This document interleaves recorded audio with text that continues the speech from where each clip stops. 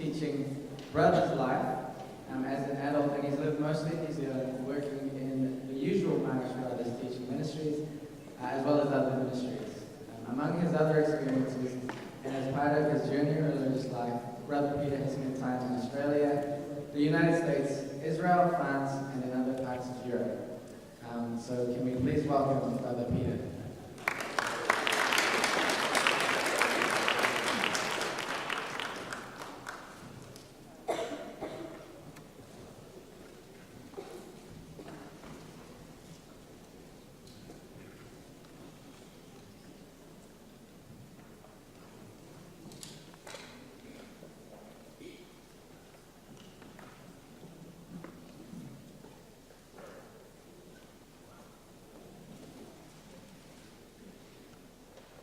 Kia ora, talofalava, malo ilile, namaste. I'll start by sharing some lyrics from a song. All good gifts around us are sent from heaven above. We thank you, God, for all things right and good. No gifts have we to offer, for all your love imparts, but that which you desire, our humble, thankful hearts. I don't know if you recognize those words. They're from the musical Godspell, all good gifts. Once we start to recall God's blessings, a thankful heart follows immediately. There is so much to be thankful for. So let us begin this sharing, this talk, with a thankful heart. I begin with a thankful heart. Firstly, I thank you for this invitation, this chance, and in advance, I also thank you for listening. I'm very mindful that I'm speaking as a professed religious. There are sisters, there are brothers, there are members of religious orders, and not too often do we necessarily speak about our journey. And one thing for us that's very important is that we receive support. And my experience is that support has been forthcoming in bucket loads, and I want to acknowledge that. People here, no doubt, are part of that in supporting their religious. If I look around, I often see there's a statue, there's an organ, there's a special feature, some landscaping. There's actually a story behind many of those things. They are there because of somebody's support. And that's true if we look around Sacred Heart College here or any of our religious houses. But I'm not just talking about that material support, because I know there's great spiritual and warmth that comes from people in terms of that sort of support. I'll just share some questions that I can recall students asking me when I was starting off as a teacher. So here I am, a young brother. It's a long time ago, but I do recall some of these things that happened. Very often a student might ask me, why did you become a Maris brother? Or they're very keen to know my personal preferences and sports teams and my affiliations to what sort of interests I had, what things happened in my life outside of being in the classroom as their teacher. And are there any things about the brother's life that people assume but are actually not quite right? Young people are always keen to know what's different now from when you first joined. can you live a full life if you're isolated and you're living in this kind of artificial cocoon, this little bubble of being a brother? They're all interesting questions. I think it's a great gift for young people that they will ask these kinds of things. In their own way, I think what they're asking is, what's it like to live this life as a brother? And it's human for us to be curious about each other's lives. But also, I think it's how we're living our vocation and how we're giving a witness to what we've been called to that actually might speak some of the answers. We don't necessarily have the words for them always. So I'm thinking about answering their questions and sharing with you what it's like to be a brother. I grew up in West Auckland. I encountered the Marist brothers at intermediate school and in high school. The ones I met were very warm and friendly. They were articulate in asking the boys to reflect on their life's vocation. We were asked to think ahead, to wonder about our lives and what shape they might take as we grew up. I found that as the first son in a family, an interesting question because I didn't really quite know how I'd map out my life and or what God's plan might be. I guess in some ways in hearing the call and of starting my life with the brothers going to the novitiate, I was in a way thinking, I'll see what it's like. I'll work it out as I go along. I think that's human nature. I think we do that. Wherever we went to the novitiate in those days, we were really asked to live like monks in a monastic life, even though we were 19 years old. But I'd summarize it in these 4 words. It was prayer, it was heavy work, vigorous work, it was study, and it was sometimes fun. That's actually not a bad formula for someone who's 19. Prayer, heavy work, study, and fun. Great. Those are my 4 words to summarise my experiences, I think, back on it. I think we're also meant to reflect and go more deeply into our awareness of the Lord's call, to foster and to grow our own sense that we're on a pathway, that this is a vocation, and it's a valid vocation. And I think that's still true. However, some of these early experiences, for some of the others with me, they found quite frustrating because they couldn't wait to start their real calling, which was to be teachers. And I can understand that in hindsight. I think when you're at the age we were, you really want to get on with things. As the Nike slogan says, just do it.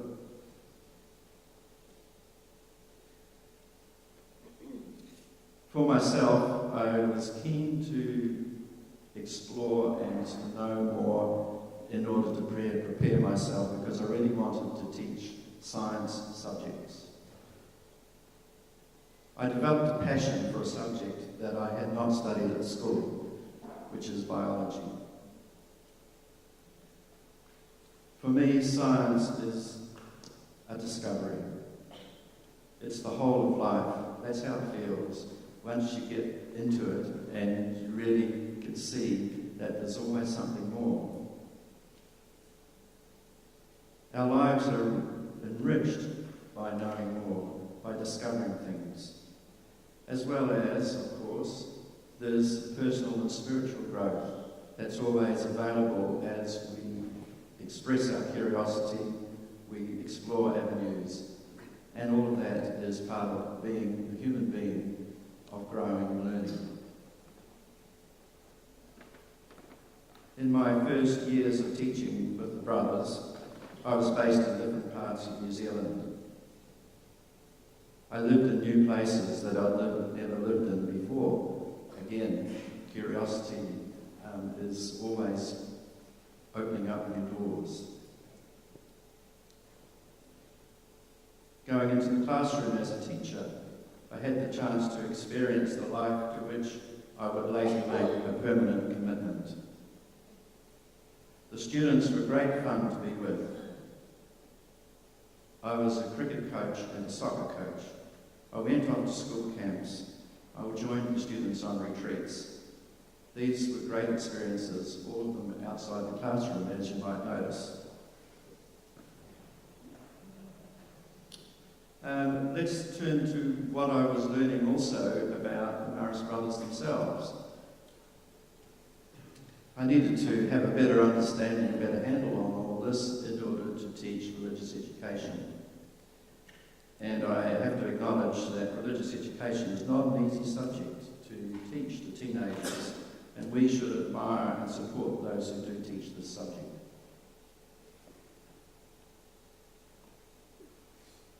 "200 years ago, in 1817, a young curate, Marcelin Champagne, called some young men together to form a simple community.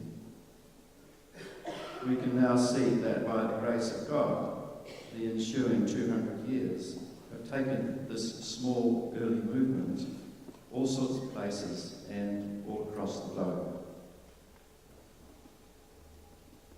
The origins began in a small parish in France, near the city of Lyon. A primary school that Marcelin Champagne started there in 1818 became his teacher training centre. He had a mixture of young men there, and one of the things of recent times, the last 5 or 10 years, is that we've started to understand those early men as well as Marcelin himself and what sort of people they were. They're very human, but they achieved wonderful things, starting from such humble beginnings. Many of them were between 15 and 18 years old. They were more used to hard work in the fields than prayer, or intellectual work, or even working with children, or with the uneducated. But they were motivated. They caught the passion, the fire from Marcelin. He had a great enthusiasm for teaching and spreading the gospel. And Marcelin himself, the priest in the local parish, the curate, lived with the brothers, like one of them. By his example, he taught them how to pray, how to live in religious community, and out of that they gradually grew into becoming what they might be able to be for the gospel, teachers and religious educators. It's not where they began, but it's where they ended up. They gradually became confident in their task. And from that little town, which is called Lavala, they ventured out into remote villages. And we're talking reasonably remote from the point of view of the countryside, which was rugged and hilly. Often the only way to get there in those times was along a walking path. The first Marist school that Marcelin started had a timetable that would suit the local people's farming needs, such as allowing the children off school to help in the fields at planting time or at harvest time. He set the fees in the school at a low level, what he knew most rural families could afford. In fact, if he knew the family was unable to afford anything, the tuition was free. So this little story, this little snapshot of our early beginnings, actually is telling us some important principles that are not hard to translate to wherever the Marist brothers might be, anywhere across the world. So coming back to myself and my own story, My first years with the brothers culminated in a formal commitment, which we would call the final profession or the perpetual profession. So this is about taking vows.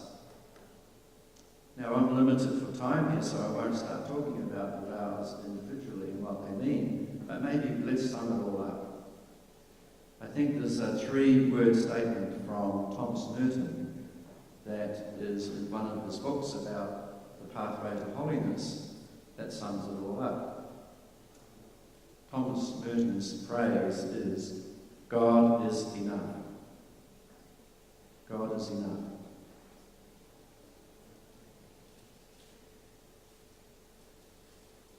So my formative years of religious life gave me some experiences, and actually I think they helped to shape me who I am as a person. Prayer, work, study and fun all have their place. That's what I learned right at the start. Another thing that I think I learned along the way was, why don't we develop in ourselves the qualities of Mary? The name is Marist, and Mary's qualities just resonate when we read the little passages we have in the Gospels about her. So those qualities become our qualities by being Marists. Another thing is that we're called to adapt and grow. And we are asked to practice whatever it is that we admire most. And the things that we admire most are the things that inspire us in the world, in people, in our rich heritage as Catholics and as Christians. And it all culminates in the sense that God is enough.